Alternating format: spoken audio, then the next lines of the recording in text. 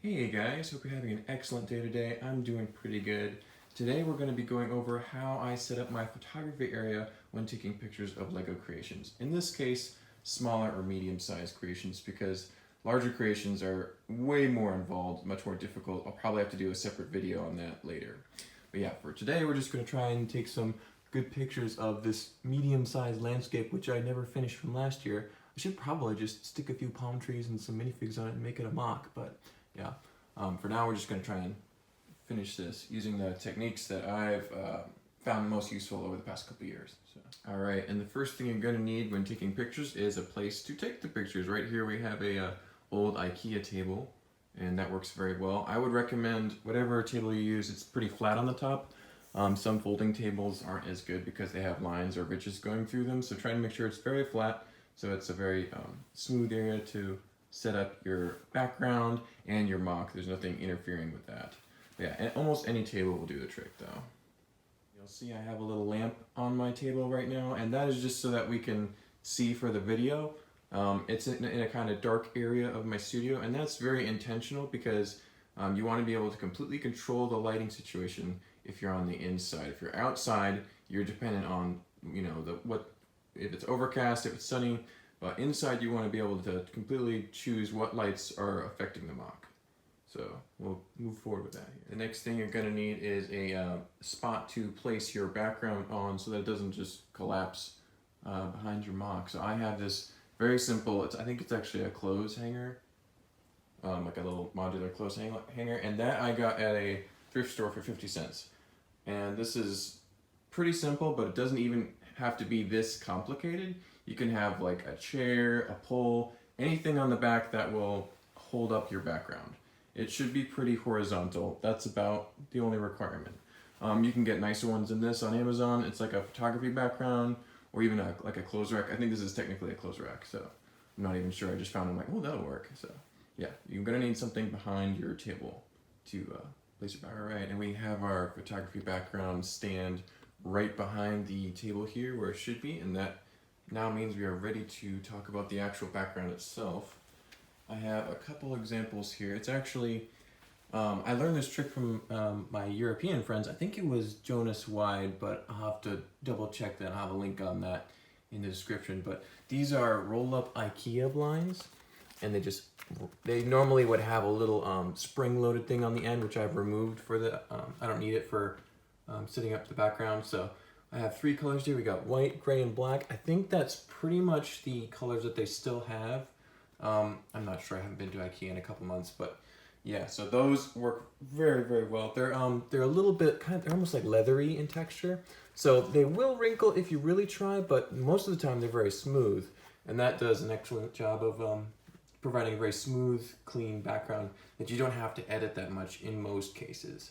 So I have three medium ones here. I also have one more large white one just because sometimes I need a little bit larger one for a slightly larger MOC. But these will take care of almost 90% of any MOC you're going to be taking a picture of. So. All right, and we have the background pretty much in place now. It's just flopped over the stand on the back, and it kind of drapes off the table here. Now, this is actually not good for trying to place a MOC on right yet, so I usually grab a little weight of something to kind of hold it in place until I'm ready for the MOC, because you want a flat area before it starts to curve up like that, if you can see right there. There we go. So now we're actually ready to grab the MOC. Place it on there if it's not too large a creation. I've broken it. There you go. And now the background will pretty much stay in place even if we remove the weight. There we go. Yeah, the weight of the MOC usually keeps it from sliding off the table anymore. All right, and we're ready for the lights now. Okay, so we have a couple of my lights that I use here. In this case, you have a little small white umbrella, uses the diffuser, so that on this side, it's not as bright and the shadows aren't as strong. These are just cheap. I think it was like $50 or $60 for a kit of lighting equipment. It came with these two lights and a smaller one that doesn't have a diffuser. I mostly just use these two out of the kit that I bought. Definitely recommend getting a couple lights that have a little stand that can get up a little higher, because you don't want them even with the MOC, and you don't want them all directly above. You want a little bit all around. So these guys do a good job of that for sure. Now, even so, you can spend a lot more than $50 or $60 on lights. That's just your call, your budget, whatever you want to do. Just so you know, these guys are on the cheap end, and they've already kind of, parts of them are broken, but they still work for now, and if they continue to break, I can always duct tape them up and make sure they still serve me for a few more years. And so when we are setting up the lights, we're going to want to make sure, in my case, they need to be quite close to the creation, just because the bulbs that came with them were, I think they were, 45 watt bulbs, so they're not super bright. They're pretty bright, but not super bright, and you want a lot of light for your MOC. So so basically you want that really close on one side and really close on the other side. I'm gonna see if I can plug this in really quick without knocking over anything. Yep. So this one actually probably needs to go. Anyway, you need to get it nice and close without obscuring the view of the creation here. See if I can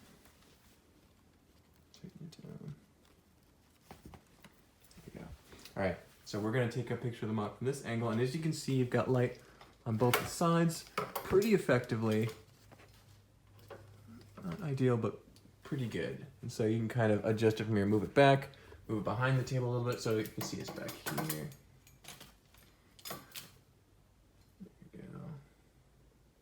Awesome. So this is what we got right now. And when you take a picture of the MOC, it's pretty well lit. However, you can see that there needs to be more light from above. And also, I'm going to turn off this little yellow light because in this shot, I want it to be pretty clean white light, like an overcast day, not the warm light of more like an afternoon style light. So I'm actually going to I usually just grab this little lamp, this clob that I got from Ikea as well. And you can hold it over with the diffuser down or the more direct shadow open area available as well. And so holding that above the MOC provides that above light that you need for it to seem more natural. So I usually get an assistant for this though, because it's very difficult to take a picture and hold a big light over the top at the same time. You can probably get a third light with a stand and place it directly behind the photo studio, which I've done before, but in most cases I just grab my brother and tell him to hold the light. So. And the last thing we're going to get before we move on to the camera is the tripod, and that is, this one that I use here is a super cheap $12 tripod that I got on Amazon. It's just aluminum, really, really cheap stuff. And I like this better than the $120 tripod I have in the closet because this one is much simpler. It's easier to manipulate. If I want to change the height or angle of the shot, I just do it really quickly by adjusting the little switches here, and then you can move up or down, whatever you want to do. So that works just fine for almost all situations. So you don't have to spend a lot on a tripod. You can use very simple, affordable stuff. Yeah, that's it. And finally, we have the camera itself. Now, I use a Canon Rebel T5, which is a good baseline camera. I mean, it's just like, it's pretty average as far as digital cameras. There are many more high-end ones in this, and there are many more lower-end than this. This is pretty much in the middle. It's a DSLR, and it does take camera raw photos. Those are two very important things for me when I'm taking pictures, because I end up utilizing those settings when taking pictures. So we have here, yeah, that's basically about it. When I'm shooting, I use the mostly just the auto. The most important thing you want to do is no flash, usually. There's very rare instances when you actually need a flash for photo. That's mostly for portraits or people, and we're trying to photograph as if it's a natural subject, not a person's face. It's a Lego minifigure. The flash does not respond the same way. So you don't want flash. I don't use manual settings most of the time, but on some shots, it really does help to have some more in-depth settings for a camera. So, but yeah, for most things, basic automatic settings with no flash does pretty good most of the time. So I'll get more into camera raw stuff once we get into the editing process of it. On a side note, it is worth mentioning that most higher end phones have cameras and video cameras that are almost as good, if not better, than a mid-range DSLR like this. So if you have a high-end phone like a iPhone X or more, or if you have like a really high-end Android, you are going to be able to take pictures nearly as good, or if not better, than a basic point and shoot or a digital camera like this. So it's worth experimenting for sure with your camera. Like my phone, I have an iPhone 8 Plus, and it takes quite good photos if you use the portrait mode. And so that is, comparable at this point. So I think in the future, phones will be even more advanced, and cameras will become kind of a thing of the past. But for now, it's kind of a neck and neck. So. All right, and we're going to start with the editing phase of photography here. We've got some pictures. As you can see, I've added some Roman troops to the scene to give it a little bit of life, otherwise it'd be pretty dull to look at. So what you can see here is we have Photoshop open in the background, we have Adobe Bridge open in the foreground. And this is just Adobe's way of looking through your files so that you can, I don't know, open them easier. It's a pretty useless program aside from the fact that you can access camera raw through it.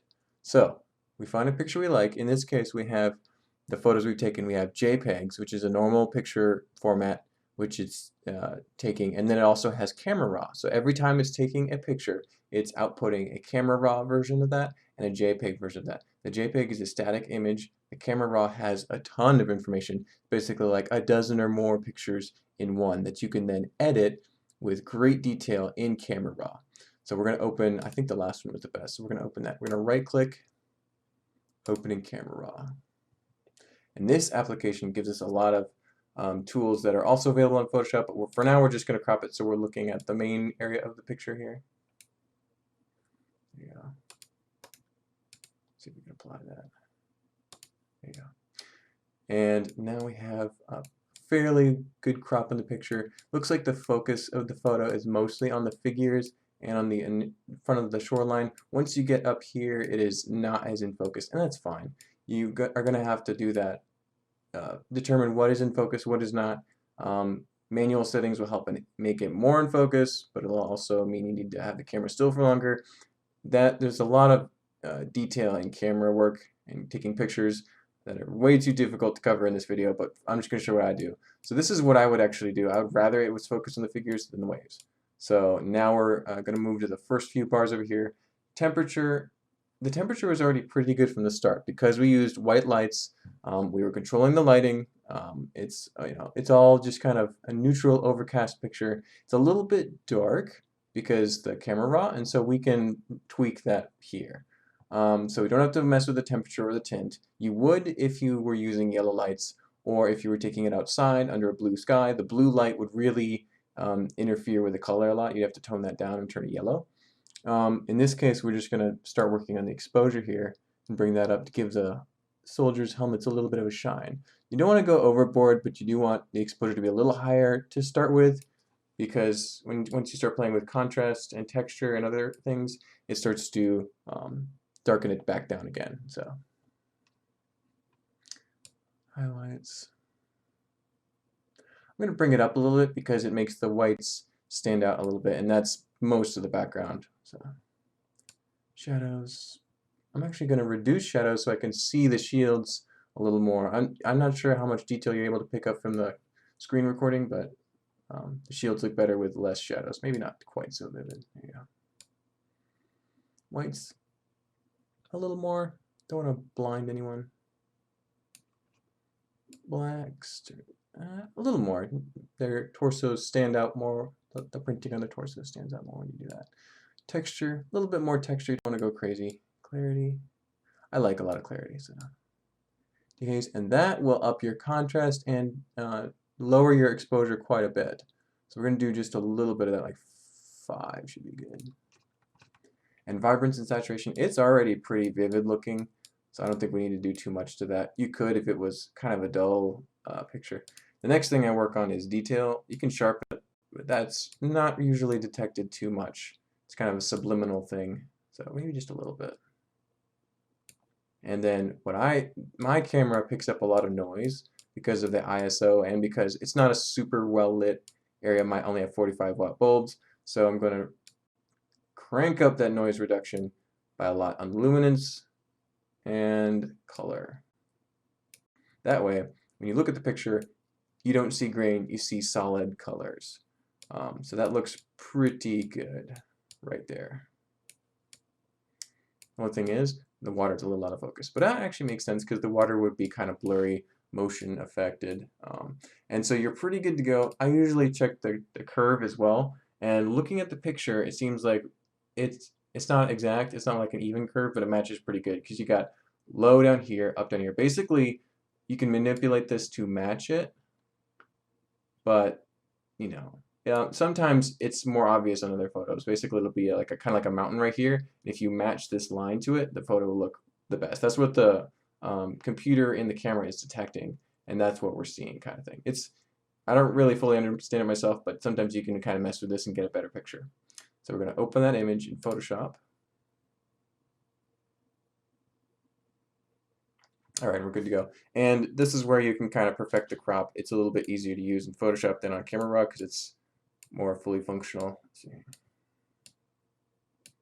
And it gives you the nice guides you can kind of work with. Bring it. Oh, I think that's about good. Normally, I would want the subject, in this case, the little commander dude, in the center box. But because the scene is a little bit larger and there aren't any trees that would bring this up higher normally, we're going to kind of keep it down here. So, there you go.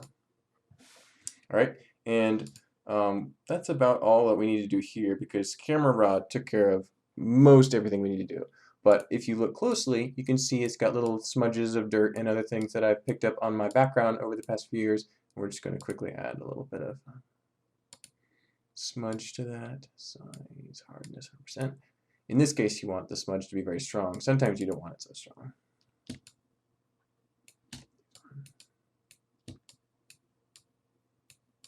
We're just trying to overlap the area with a little smudge in it on the background with the plain white, or in this case, kind of a very, very light gray. There's no one right there. That way there's nothing they can really see on the final photo. That is pretty good. Awesome. It looks very good on the figures and the first area of the beach. Water's a little out of focus. If you took the photo further back and had trees to kind of help balance out the focus, it would be a little bit more well-rounded. Right now, it's fine for what we're trying to do here. And that you would just save as a JPEG into your files. But let me give you guys an example. So we're going to open probably the JPEG version of this. And this is if you don't have Camera Raw. So this is the JPEG version. And we're going to go do what I would do before I started playing with Camera Raw stuff. In this case, you just get the crop where you want it. That's fine. And then I would go to the adjustments and start working on the brightness and contrast. So this adds a brightness contrast layer, and that way you can get some exposure. In this case, we probably want to reduce the contrast a little bit. Not too much, just a little bit. There you go. And that's what I did for years before I add Camera Raw. And that looks fine. However, you're still dealing with a little less clarity, a little bit more ISO, and you're just not able to as intricately modify the shadows and the exposure. In Camera Raw, you're able to get way better photos. Like, look at the difference. It's almost like you're taking it with two different cameras. So I would highly recommend you get a camera that is Camera Raw capable. You learn how to enable that on your camera. Basically, it just click a button and it takes two photos, a Camera Raw photo and a JPEG photo. You can use the Camera Raw on Photoshop. I'm sure there are other applications that do it too, but that's what I do, and it turns out really good. So that's about it for the editing process. Thanks for watching, guys. Sure appreciate you checking out my videos. Hopefully this helps give you some ideas for taking photos on your own, and definitely keep in touch with what's going on the channel. See you guys next time.